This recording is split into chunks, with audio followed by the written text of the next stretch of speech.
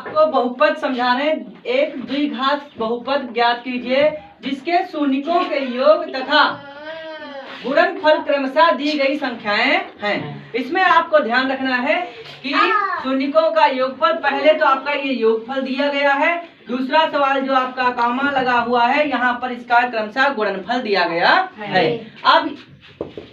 अब ये ध्यान रखना है कि इसको हम कैसे हल करेंगे। देखो यहाँ पर हल करते हैं, ध्यान समझना है, बहुत गारंटी हमारी।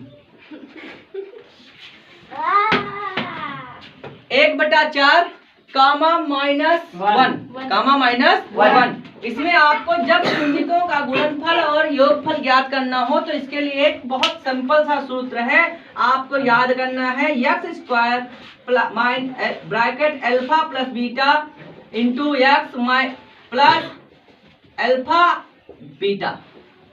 आप इस सूत्र पर इसको रख दे, आपका सवाल लग जाएगा। कैसे?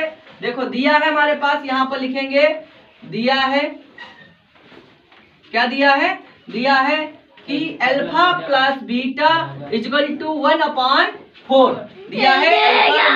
Alpha plus beta equal to 1/4। अगला दिया है आपका अल्फा इंटू बीटा बराबर -1। अल्फा इंटू बीटा बराबर -1। कीप साइलेंस, आवाज नहीं करना बिल्कुल। अब यहाँ पर इसी सूत्र पर आपको ये सवाल रखना है। x² minus alpha plus beta बोले तो कितना लिखा है? बोलो 1/4। तेज बोलो 1/4। हाँ, तो यहाँ पर आप लिख लेंगे 1/4। ये x है, आपको गुणा में x कर लेना है। जब कोई निशान नहीं होता है तो इंटू का निशान, गुणा का निशान लगाकर x लिख देते हैं। प्लस अल्फा इंटू बीटा कितना दिया है? बोलो -1।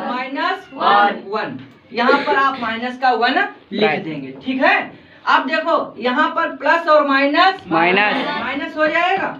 अब यहाँ पर हम भाग कर लें तो भाग ना करके इनको चारों को नीचे वाले हर को इनसे एक बार गुणा कर लेंगे और एक बार इनसे गुणा कर लेंगे। ध्यान रखना 4 1 जा 4। यहाँ पर एक बात ध्यान रखना, x के आगे कोई भी अगर ये चर पद के आगे अगर कोई अचर पद नहीं है तो समझ लेना वहां पर 1 लिखा जाता है। कितना लिखा जाता है? 1। तो यहाँ पर 4 1 जा 4, तो 4x² हो जाएगा। समझ में आई बात? इतनी नहीं, माइनस का निशान लगा लेंगे। अब 4 1 जा 4 यहाँ पर कट जाएगा तो 1x 1 जा 1x। अब देखो ध्यान ये रखना है कि यहाँ पर x के आगे 1 लिखा नहीं जाता है, कोई भी चर पद के आगे एक अचर पद नहीं लिखा जाता है।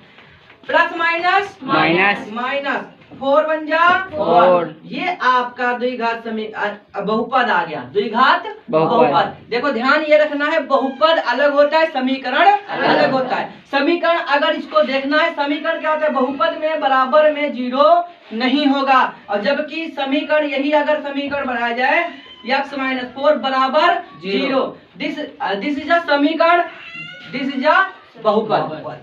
समझ गए? ये समीकरण है जबकि ये बहुपद है। जिसके बराबर में जो 0 होगा वह आपका समीकरण कहलाएगा, जिसके आगे 0 नहीं होगा वह आपका बहुपद कहलाएगा। थैंक यू, धन्यवाद।